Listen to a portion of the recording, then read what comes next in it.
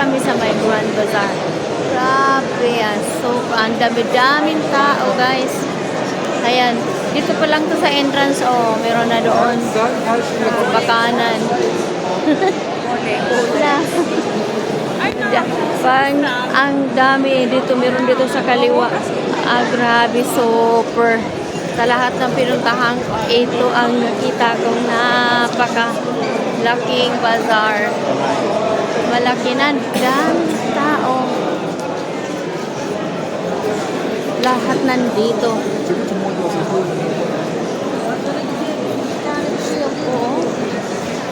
Mga tao, labas-pasok. Ayun pa, oh, sa likod.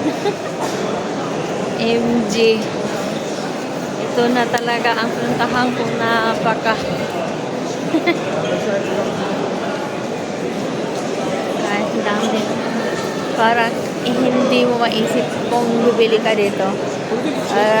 Ewan kung malilito ka taga sa pagpumili ng bibilhin mo kasi dami-dami. My God, like, you don't know you are going there, you are going this side, this side. Maybe we will lose today. So, yan guys, dami nilang jewelry. Mahilig talaga sila dito sa mga ano, yung mga, ayan, oh, mga evil eyes na yan, yung mga ganyan, evil eye. At saka ito yung mga 14K, yun talaga ang ano nila demand dito. Kasi daw sa ano daw ekonomiya na kayang-kaya.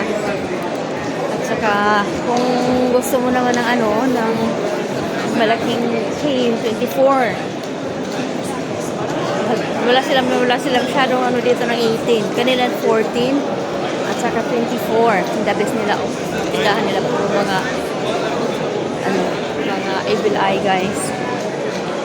At saka dito, guys, ano, mahilig sila sa mga copy.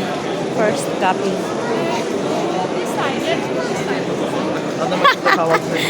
Ay, just grabe. Nalito na kayo pupunta. Guys. Huh? Okay, guys. For now, kaya mamili-pili din muna ako, ha? Thank you for watching, guys.